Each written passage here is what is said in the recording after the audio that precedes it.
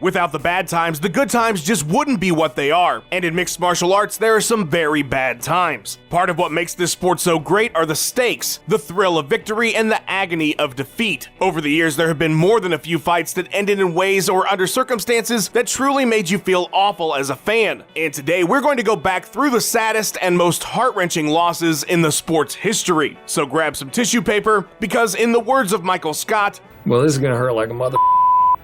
I'm Tommy from MMA On Point, and these are the 10 most saddening losses in MMA history. Number 10. Randy Couture vs. Lyoto Machida. It's not too often in mixed martial arts that we know beforehand a fighter intends to walk away from the sport after a particular bout. But we did know that going into UFC 129 when Randy Couture fought Lyoto Machida. Couture had intended to retire earlier, but the competitor in him could not turn down the challenge of fighting someone with as unique a style as Machida. He didn't need the money, he wasn't going to go on another title run, he just wanted to see if he could still do it. It was almost impossible not to root for Couture in this fight. It was his swan song, his son was in his corner. There are few fighters who have ever had such goodwill with the fans as Couture, but at 47, he seemed like a stick in the mud against the 32-year-old primed Machida, and early in round 2, Captain America was brutally KO'd with a crane kick, ending his legendary career. Couture's post-fight interview with Joe Rogan, in which he was lighthearted and humble, only made the moment sadder as Randy just couldn't help but be a great guy all the way through to the end. We've seen time and time again that MMA is no country for old men, and in a bittersweet farewell to one of the sport's greatest champions, we were reminded yet again. Number 9. Anderson Silva vs. Chris Weidman 2. When Chris Weidman shockingly KO'd Anderson Silva at UFC 162, there was no doubt that the fight was going to be run back, and later that same year, that's exactly what happened. Silva seemed untouchable before he was KO'd by Weidman, like he was superhuman. Many took the loss as a fault of Anderson's clowning around, and that he would return to form in a more serious rematch. But in round 1, Silva was nearly finished on the ground, and in round 2, the greatest middleweight champion of all time was met with a terrible and inconceivable fate when Weidman checked a leg kick and broke Anderson's leg completely in half. The legend fell to the ground screaming in pain. It was a shocking end. It was horrifying. You couldn't help but feel terrible for the Spider in that moment. At 38, it would be a long recovery, Joe Rogan even speculating that this could be the end of his career, and in some ways, it was. Silva would never again see a title fight. The final images of UFC 168 were Silva screaming in pain and being carried out on a stretcher. Even though he was getting beat, it felt like there was a lack of closure, but it was abundantly clear that we would likely never see a third fight. To see one of the greatest ever succumb to such a horrifying injury was a difficult watch for any fan of mixed martial arts. Number 8. Cain Velasquez vs. Francis Ngannou.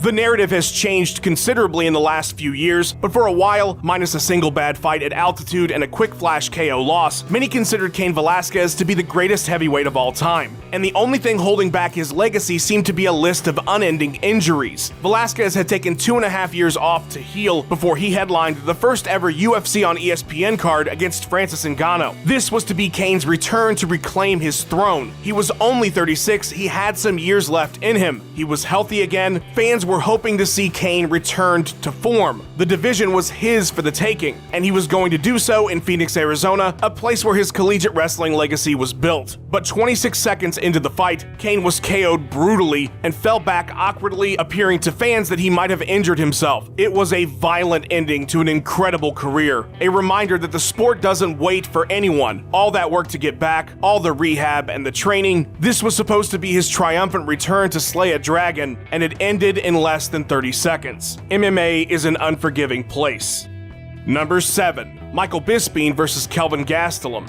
Michael Bisping's incredible run to capture the middleweight title from Luke Rockhold is one of the all-time great MMA stories, a story that many felt had met its logical conclusion at UFC 217 when George St. Pierre cracked the count with a big shot, then choked him out on the ground to claim the championship. But Bisping's career would have a sad footnote when just 3 weeks later, he agreed to fill in against Kelvin Gastelum in the main event of Fight Night 122 in Shanghai because Anderson Silva had to drop out due to a failed drug test. Gastelum was young, he was hungry, hungry, and Bisping had just been dropped 3 weeks prior. He was a badass for stepping in, but this was a fight that shouldn't have happened. Michael was KO'd in 2.5 minutes. It was far too soon after the GSP fight. Afterwards, Jon Anik asked Bisping about the future and maybe one more fight in London to say goodbye. Bisping was optimistic about another fight, but it never materialized, and his loss in Shanghai would be the last time we would ever see him compete in the cage.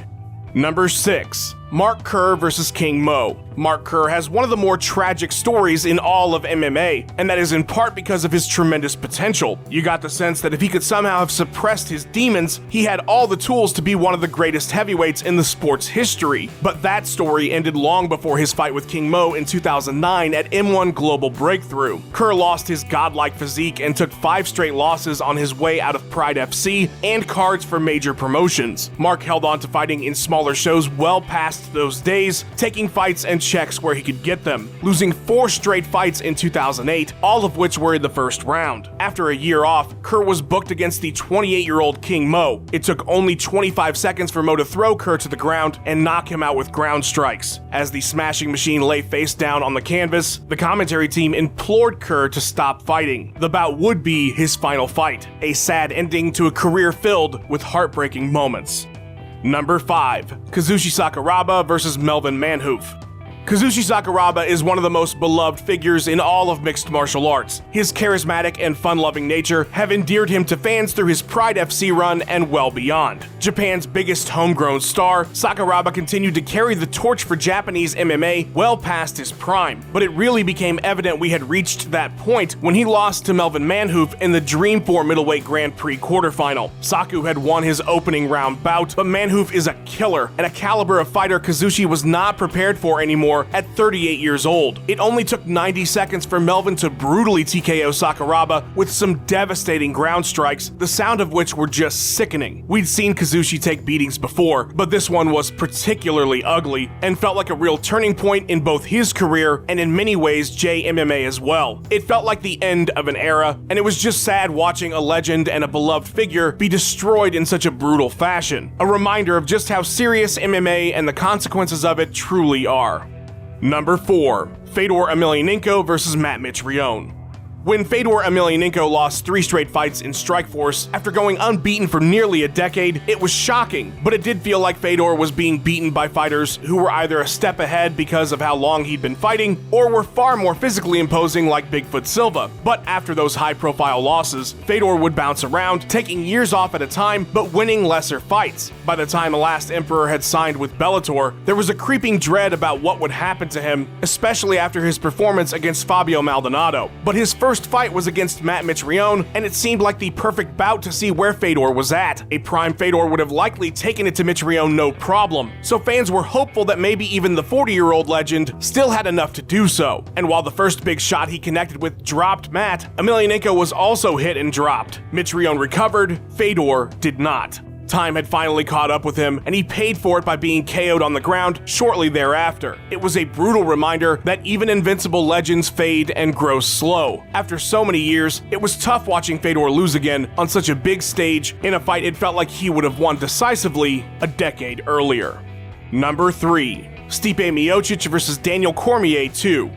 The stakes were so high for Daniel Cormier at UFC 241. DC was unbeaten at heavyweight, he was the undisputed champion, and with the run he was having, if he could beat Stipe Miocic for a second time, he very well could be considered the greatest heavyweight of all time. Not only that, but a second win against Stipe could have potentially set up a third fight with John Jones, possibly at heavyweight. And with a win there, DC would be in a lot of arguments for the greatest fighter ever, period. There was so much on the line, and for the first 3 rounds, Cormier was imposing his will on Miocic. He had landed the most strikes in heavyweight history. It seemed as if the finish was inevitable. But Stipe was not going down, and after finding big success with his bodywork, the former champion brutally beat down Cormier to end the fight with less than a minute left in the 4th round. It was devastating. Through his performances and his commentary, DC had become beloved amongst fans. To see him get KO'd that way after dominating the fight, and to know how much he lost outside of just his title, not to mention, in that moment, many of us thought this could be the end of his career, career, it was a lot to take in and very emotional. The footage of DC backstage in tears only added to the sorrow. When the stakes for a fight are that high, it's impossible not to feel for someone who potentially lost so much in that moment.